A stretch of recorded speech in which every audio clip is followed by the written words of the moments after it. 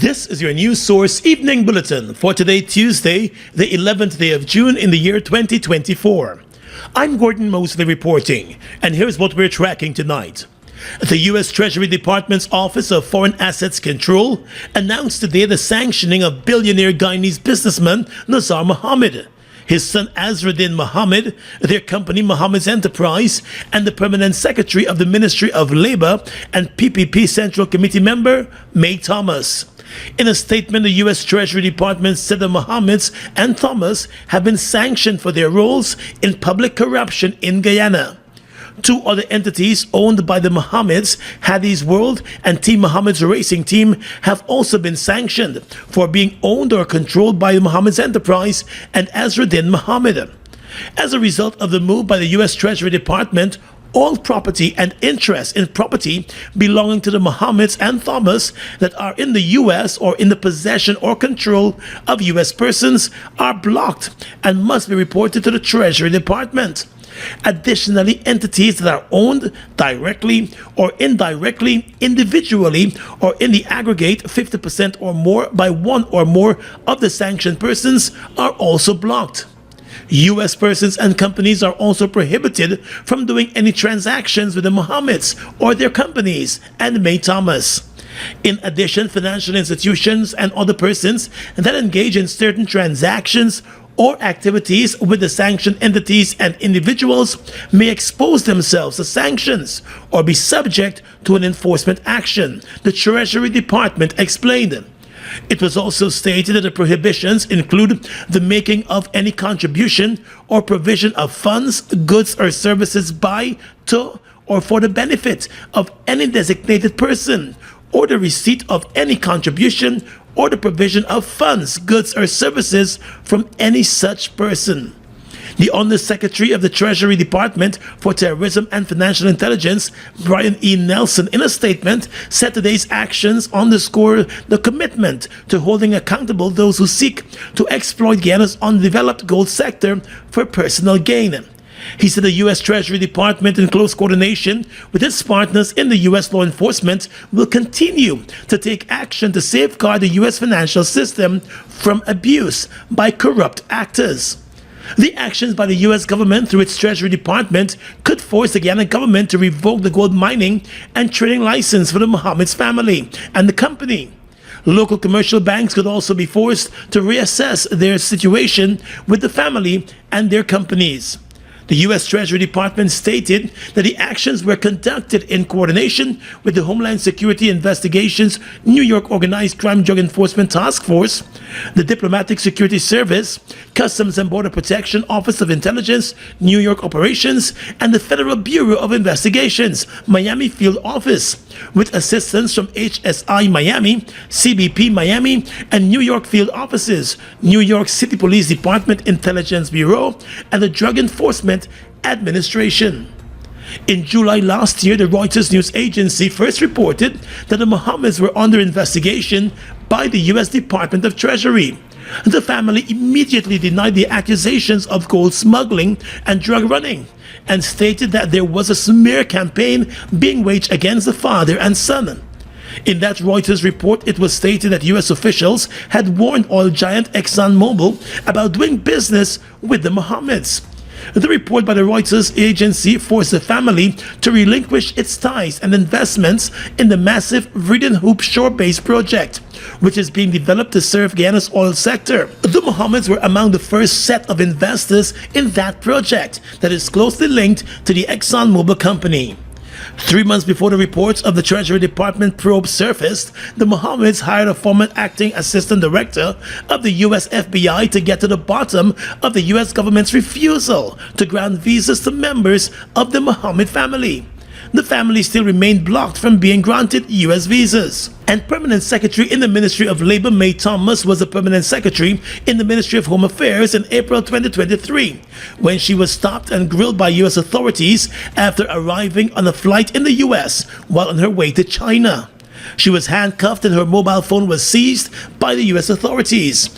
Her U.S. visa was also revoked, and it was reported that she was questioned about her ties to the Mohammed's family, and a number of corruption allegations were leveled against her during the hours of questioning by U.S. authorities. Thomas returned to Guyana and continued in her position at the Home Affairs Ministry, which overlooks national security. However, she was eventually moved to the Ministry of Labor and continues to work at that ministry in the permanent secretary position. The Guyana government today announced that she has since been sent on leave to allow for its investigation of the statements contained in the U.S. Treasury Department report. Thomas was recently elected to the Central Committee of the governing People's Progressive Party. One of the other sanctioned persons, Nazar Mohammed, is a neighborhood Democratic councillor for the PPP in the Eccles area. The Mohammeds have shared close ties with a number of high-ranking officials in the government for a number of years. Just after he was elected and sworn in as president, armored vehicles belonging to the Mohammeds provided security support for President Irfan Ali. The Mohammeds company had also won a multi-million-dollar bid to construct the new headquarters of the Guyana Fire Service. Although construction was completed on time and the fire service has since taken over the facility as its new headquarters, the government of Guyana never hosted an official commissioning ceremony for that big investment. Coming up on your News Source Evening Bulletin, we dig more into the details of today's sanctions against the Mohammeds and Permanent Secretary Mae Thomas. Stay with us.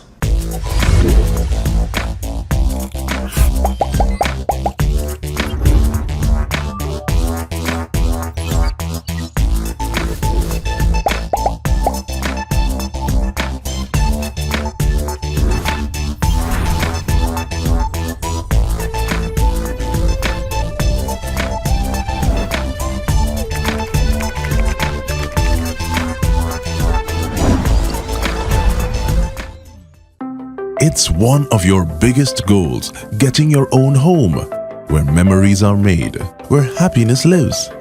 You may feel that home ownership or renovation is beyond your reach, but we at Republic want you to know that there's always a way. Ask us about our suite of mortgages. Let's help make your housing wishes come true, or advise on how the equity in your existing home can finance other dreams and goals. Call or go online to learn more. All the big bands, all the big names from all around the world. The return of the biggest chutney show, Clash of the Titans, June 22nd, the Guyana National Stadium, the ICC Cricket T20 World Cup weekend.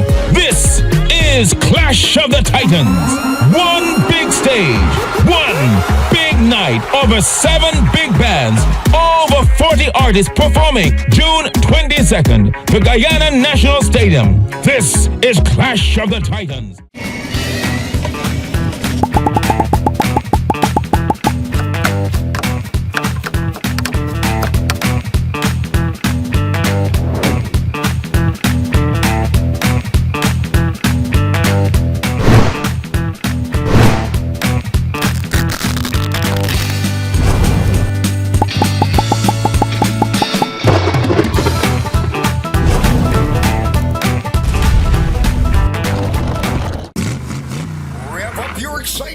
The chance of a lifetime with Lucozade Energize Your Drive promotion. Enter to win a fully loaded Toyota CHR or a ton of cash. $500,000 and $250,000 respectively. Just purchase 2 or more Lucozade 360 milliliter at participating outlets. Write your contact details on the back of the receipt and place them in the marked boxes nationwide. It's that simple. And you're on your way to Energize Your Drive with Lucozade. This promotion runs April 12th to June 7th, 2024. Terms and conditions apply.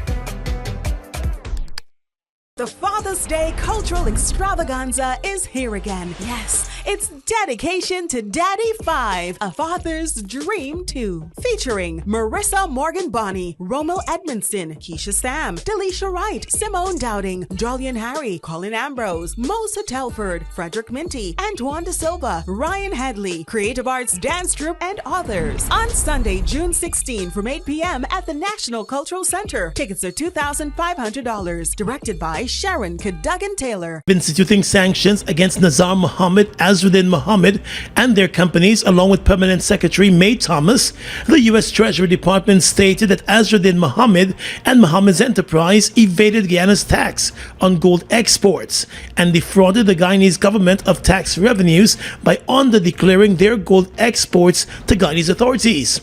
The U.S. Treasury Department alleges that between 2019 and 2023, Mohammed's enterprise omitted more than 10,000 kilograms of gold from import and export declarations and avoided paying more than $50 million in duty taxes to the government of Guyana.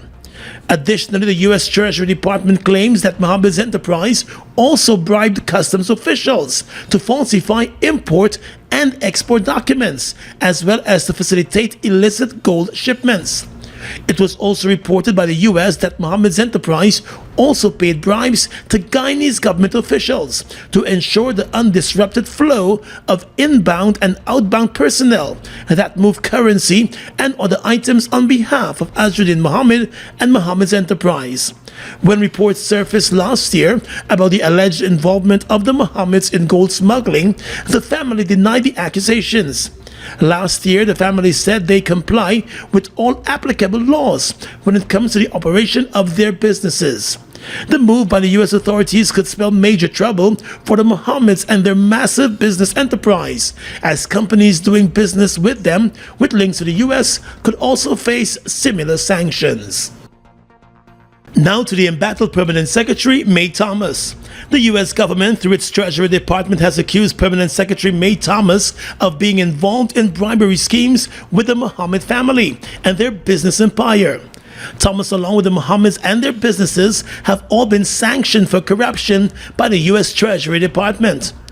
In explaining Mae Thomas's alleged involvement, the Treasury Department in a press statement accused the government of Guyana official of being involved in ensuring favorable treatment in criminal or civil matters that would otherwise suggest the involvement of the Mohammeds in illegal criminal activity in return for cash and gifts.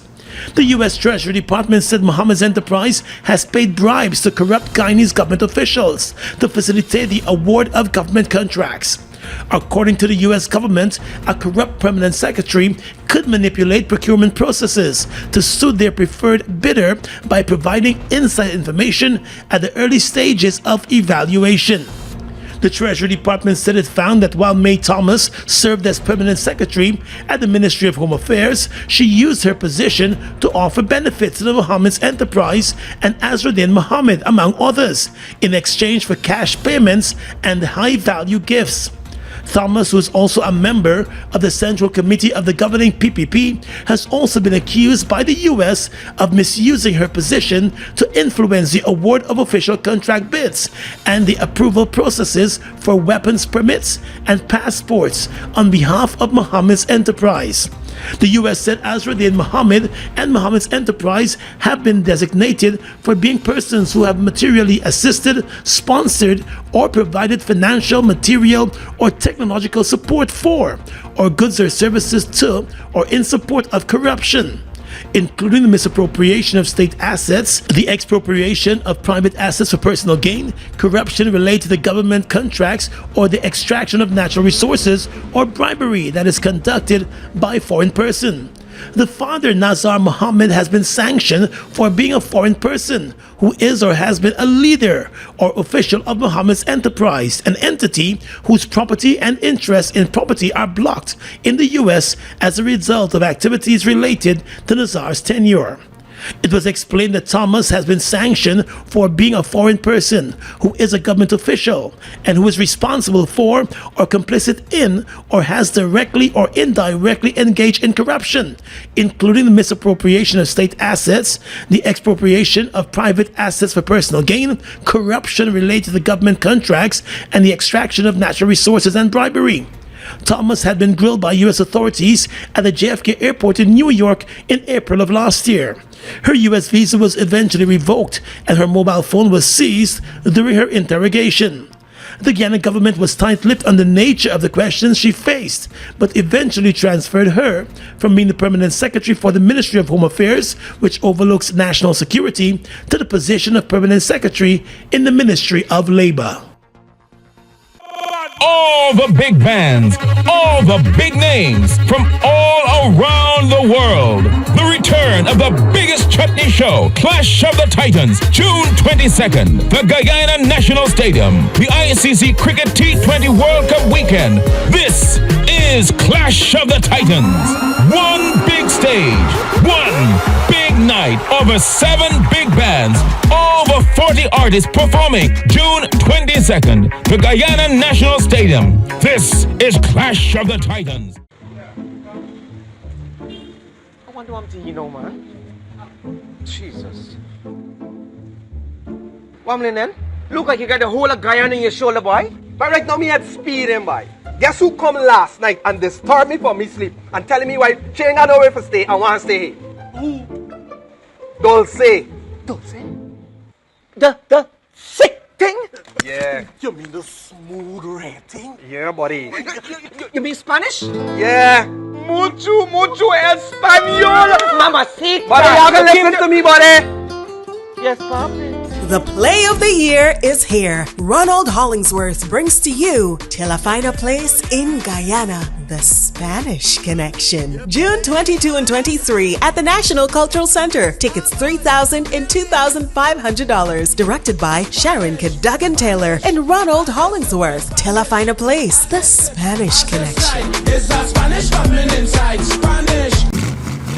Ramp up your excitement and win the chance of a lifetime with Lucozade Energize Your Drive promotion. Enter to win a fully loaded Toyota CHR or a ton of cash. $500,000 and $250,000 respectively. Just purchase 2 or more Lucozade 360 milliliter at participating outlets. Write your contact details on the back of the receipt and place them in the marked boxes nationwide. It's that simple. And you're on your way to Energize Your Drive with Lucozade. This promotion runs April 12th to June 7th, 2024. Terms and conditions apply. Mobil 1 is more than oil. It's many oils. It transforms at the molecular level. When cold, it's thicker than honey. When hot, it's thinner than water. Mobil 1 adapts and readapts to last longer. 16,000 kilometers between oil changes. That's your engine evolved. Sol Guyana is the authorized distributor of Mobil lubricants.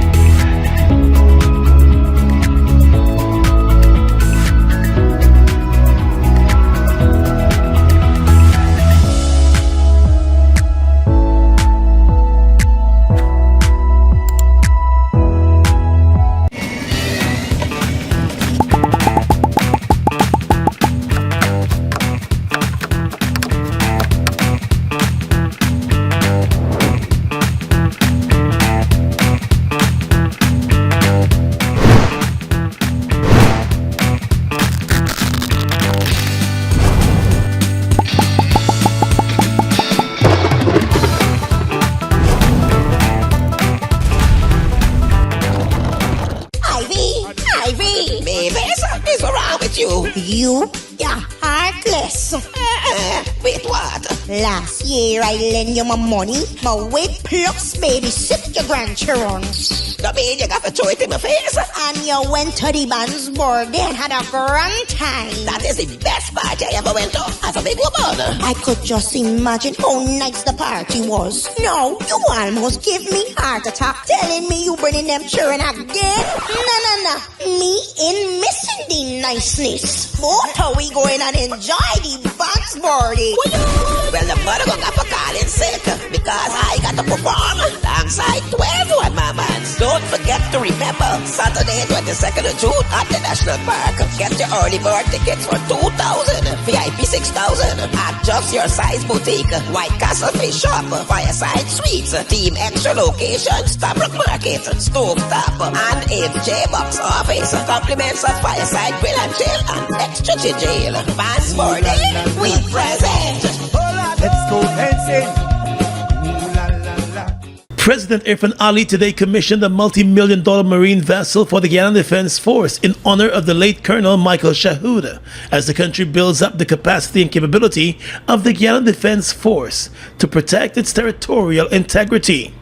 As he addressed the commissioning ceremony at the GDF Coast Guard headquarters, President Ali said the vessel, GDFS Shahood, will significantly enhance the country's maritime capabilities at a time when it is losing billions of dollars in the exclusive economic zone.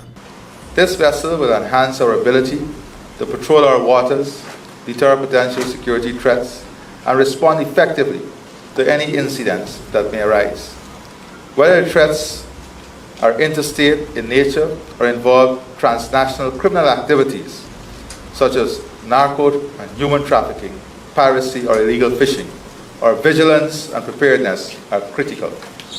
Transnational syndicates operating at sea are becoming increasingly sophisticated. They are employing ingenious tactics to evade detection and engage in illicit activities. In response, we must make greater investments in high technology marine assets to ensure our defense capability are not outpaced by equipping our Coast Guard with state-of-the-art surveillance systems, communication tools, and vessels to respond to threats. These investments are crucial for maintaining the security of our waters, safeguarding our economic interests, and upholding the rule of law against those who seek to undermine it. Noting that the GDF is also building its human resource capacity in conjunction with its regional and international partners, the president said the acquisition of the vessel forms part of his government's efforts to bolster the capabilities of the Guyana Defense Force. He said the investments come at a time when the country is poised to become a major oil-producing state, but also at a time when it faces continuing threats to its territorial integrity. According to the president, while Guyana has always championed diplomacy as its first line of defense of its sovereignty and territorial integrity, it is cognizant that such diplomatic endeavors must be complemented by a robust and responsive defense capability. While we maintain strong diplomatic ties and seek peaceful resolutions to conflicts, we must also be prepared to take decisive action to protect our sovereignty and territorial integrity, and be prepared in conjunction with our partners and their capability. Our nation's security strategy does not hinge on the support of external forces alone. Although we value and must cultivate and nurture our international partnerships, Guyana's defense is ultimately our responsibility also. We are a peaceful nation, but we are also vigilant and must understand the threat that surrounds us. Therefore, we must always be in a state of readiness to ensure fundamental aspect of our independence and sovereignty is always safeguarded. The U.S. Ambassador to Guyana, Nicole Theriot, said the commissioning of the GDFS Shahood is a representation of the strong bilateral relationship between Guyana and the U.S. and the robust private-public sector cooperation. According to the ambassador, the GDFS Shahood marks a significant milestone for the Guyana Defense Force. Guyana's extraordinary economic growth and development is transforming the land of many waters. And the GDFS Shahood is a reflection of Guyana's unwavering commitment to its defense and security. With the commissioning of this near-coastal patrol vessel, The GDF will have extended range and advanced capability to conduct maritime patrols along the coast and into the EEZ. The vessel was manufactured by US-based company Metal Shark. The agents of Guyana and Venezuela in the ongoing border case before the International Court of Justice met today with the president of the court, Judge Nawaf Salam. The meeting was convened with the agents to discuss the subsequent procedures in the case, pursuant to the rules of the court, and to determine whether a second round of written pleadings was necessary following Venezuela's submission of its counter memorial 2 months ago. In a statement today, the Attorney General Chambers said both sides have agreed that a second round of written pleadings was necessary. Guyana proposed a period of 6 months from the date of Venezuela's counter memorial submission for its reply. However, Guyana also indicated that it is open to extending the period based on the court's diary. Venezuela has requested a 12-month period from Guyana's October reply to prepare its rejoinder, citing the complexity of the case, despite the ICJ's procedural rules, which generally favor shorter time limits. Guyana noted that Venezuela's request for a 12-month period was excessive, given that the case has been pending for 6 years and that the subsequent pleadings are not intended to recite facts and legal issues already raised. The court is now expected to issue an order setting appropriate timelines for both parties to submit their respective second round of pleadings, taking into account the representations made today. In the world of local politics now, as the race for the leadership of the People's National Congress reform heats up, former government minister and member of the PNC, Simona Brooms, intends to decline the nominations that she has received from party groups. Ms. Brooms, along with incumbent party leader Aubrey Norton and executive members Roy Stilford, Dr. Gary Bess, Amanza Walton Desir, Carl Greenidge and Walter Lawrence, has been nominated for the position of party leader. While thanking party groups for the nomination, Ms. Brooms noted that she will not be contesting for any of the positions within the party's executive when the Congress takes place later this month. Meanwhile, another contender for the position of party leader, Senior Counsel Roy Stilford, has raised some concern over yesterday's nomination process. Ford and his team are alleging that the administrator of the Congress Committee and the accreditation officer to the Congress, Sherwin Benjamin, has publicly backed incumbent leader Aubrey Norton for the position of party leader. In a statement, Ford's team explained that it was also brought to their attention that numerous group chairs and regional chairpersons made nominations without proper authorization from the respective groups they represented. Team Ford said the process, which necessitates convening all group members for a meeting to collectively nominate candidates for various positions, was disregarded with alarming impunity. Ford's team noted also that historically, the committee has upheld the principle of impartiality as paramount. His team said the glaring absence of appointed officials not only contravenes established protocols, but also underscores a disregard for procedural adherence and the party's constitution. A total of 218 party groups made nominations for the position of party leader. Of that number, more than 170 of those groups nominated the incumbent leader, Aubrey Norton. Ivy, baby, something's wrong with you. You're heartless.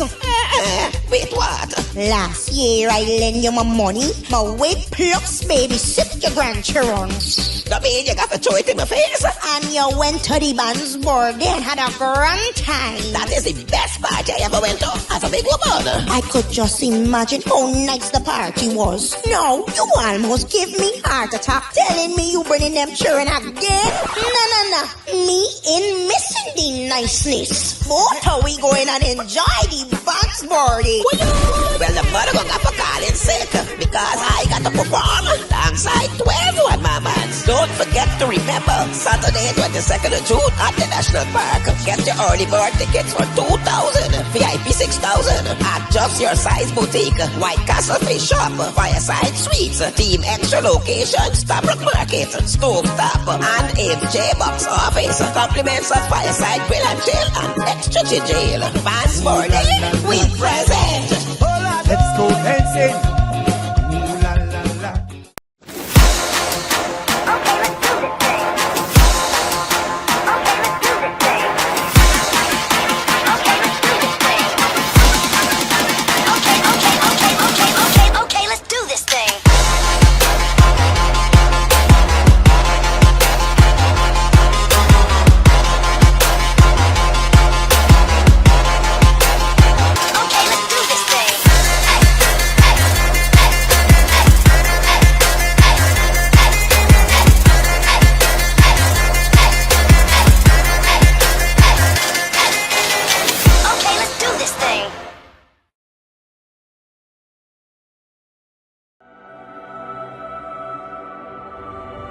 Look at the breathtaking beauty of the Essequibo.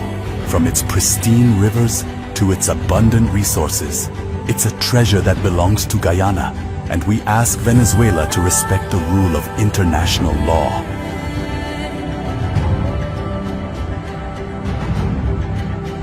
Our commitment to this land is not just about ownership. It's about preserving its beauty and resources for our people and future generations. The controversy between Guyana and Venezuela was settled internationally as full, perfect, and final in 1899. Essequibo belongs to Guyana.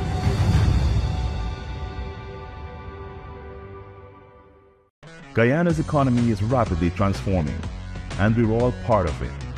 Guyoil is at the forefront of this development by providing reliable and efficient energy and supporting community development from the very core. 100% of Guyoil's profit goes back to building schools, roads, and other important infrastructure that connects our cities and towns, providing fuel to domestic, marine, industrial, and aerial transportation. Guyoil has now repositioned itself as a market leader in the petroleum industry, building a better future for all of us. It's one of your biggest goals, getting your own home, where memories are made, where happiness lives. You may feel that home ownership or renovation is beyond your reach, but we at Republic want you to know that there's always a way. Ask us about our suite of mortgages. Let's help make your housing wishes come true. Or advise on how the equity in your existing home can finance other dreams and goals. Call or go online to learn more. Monster! Bust the flavors. We're full of flavors. Bust the flavors, that my crave for. We're full of flavors. Tell your neighbors about the bust the flavors. Grab a bust the flavors. Yeah, thirst buster. Grab a buster. Bust the flavor, taste the savor. Buster, bust the flavors. Buster, bust the flavors. With your regional and international news tonight, I'm Svetlana Marshall in the region.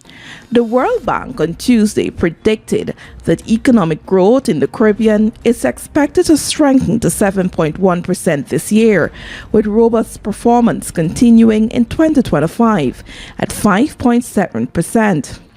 In its latest Global Economic Prospects report, the financial institution said, excluding Guyana, growth is forecast at 3.9% in 2024 and 4% in 2025, driven by moderate tourism recovery and remittances.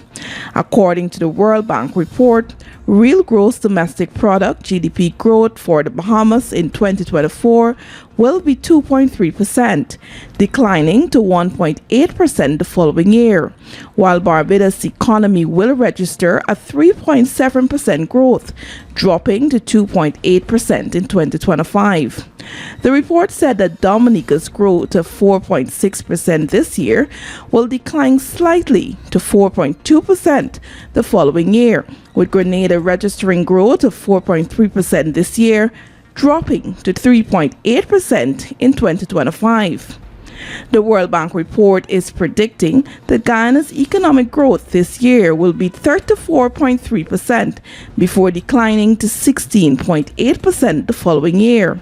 Haiti is the only Caribbean community CARICOM country to register negative growth this year, pegged at minus 1.8%, but improving to 1.9% the following year. In the Global Economic Prospects report, the World Bank noted that in the latter part of 2023, Latin America and the Caribbean experienced a slowdown in economic growth due to the lingering effects of monetary tightening. It said while early 2024 showed some signs of economic firming, the recovery has been uneven across the region. Prime Minister Gaston Brung says the Antigua-based LIAT 2020 has received its Air Operator Certificate AOC, but has slammed the Barbados-based Caribbean Development Bank CDB for further delaying the airline's return to the regional skies. The LIAT 2020 airline is being formed in partnership with Air Peace, a private Nigerian airline founded in 2013. And earlier this year, Brung had said that Air Peace would be putting in close to US $65 million, while the government is investing US $20 million. Speaking on his weekly radio program, Brung confirmed that while the AOC had been obtained, the return to the skies is being hampered by the tardy response of the CDB to the sales agreement for the planes. Earlier this year, the Antigua and Barbuda government said it would pay US $12.1 million for the acquisition of other planes owned by the CDB as efforts continue to launch LIAT 2020 Limited. The government has already made an offer to purchase 3 aircraft owned by the CDB and had been used by the inter-regional airline LIAT, which is owned by the governments of Antigua and Barbuda, Barbados, Dominica, and St. Vincent and the Grenadines, but ended its operations on January 24 this year. And finally tonight, international news. Hunter Biden has been found guilty on all 3 counts in his federal gun crimes case in Delaware, according to the BBC. A 12-person jury found that the U.S. president's son lied about his drug use on a form when purchasing a handgun in 2018. Biden now faces a possible prison term of up to 25 years, although a sentence of that length for a first-time offender is highly unlikely. The jury deliberated after listening to a week of witness testimony about a 54-year-old's drug addiction. He had pleaded not guilty to the charges, 2 counts of making false statements and 1 count of illegal gun possession. The high-profile trial comes as his father runs for re-election. It is the first time a sitting president's child has been found guilty of a crime. President Biden said he would accept the outcome of this case and will continue to respect the judicial process as Hunter considers an appeal. And that's your News Source Evening Bulletin for tonight. I'm Svetlana Marshall reporting and encouraging you to stay safe.